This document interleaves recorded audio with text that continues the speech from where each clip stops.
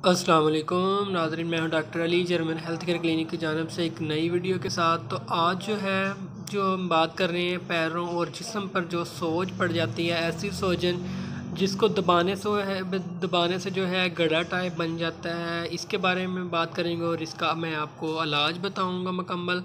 तो उससे पहले अगर आपने चैनल को सब्सक्राइब नहीं किया तो सब्सक्राइब करें और साथ वाले बेल आइकन पर क्लिक करें ताकि आपको हेल्थ से रिलेटेड अच्छी वीडियोस मिलती रहें।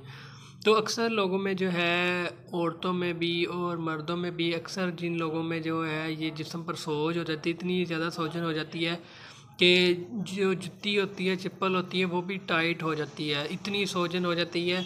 और जब दबाया जाता है इस सोजन को तो गड़ा टाइप बन जाता है जिस्म पे ना, तो थोड़ी देर बाद वो खुद ही गायब हो जाता है। तो ये अक्सर जो है गुर्दों की ख़राबी की वजह से होता है, गुर्दे ख़राब हो जाते हैं, बाज़ का गुर्दे फेल होना शुरू हो जाते हैं, इसकी वजह से भी जो है सोजन हो जाती है। गुर्दे ठीक से काम नहीं करते, फासद मादों को ख़राज नहीं करते, पेशाब ठीक से नहीं आता, जिसकी वजह से हमारे जिस्म में जो है वो सोजन बनना शुरू हो जाती है।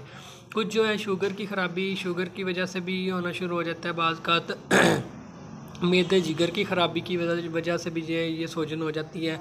जिनमें जो है पेट में पानी पड़ जाता है, हेपेटाइटिस सी वगैरह हो जाता है, उनमें भी ये मसला हो जाता है। तो अगर आपको ये मसला है, अगर आपको इस तरह की लामतें शो हो रही हैं, तो आपको चाहिए कि फ़ौरन अपने गुर्दों के टेस्ट करवाएं, जिगर के टेस्ट करवाएं, अच्छे किसी डॉक्टर को चेकअप करवाएं, प्रॉपर इसका इलाज करवाएं। अगर आपको नॉर्मल वगैरह है, सोजन वगैरह है, अपने टेस्ट वगैरह करवाए हैं, कोई ऐसी प्रॉब्लम नहीं आ रही, तो फिर आप इसको पहले ही ख़तरनाक बीमारी में बदलने से पहले जो है इसका इलाज कर सकते हैं।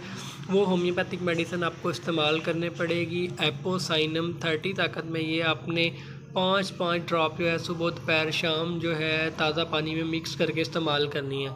तो इंशाल्लाह इससे आपकी सोजन भी उतर जाएगी और आपके गुर्दे वगैरह मुकम्मल तौर पर ठीक हो जाएंगे, कोई ऐसा मसला नहीं बनेगा।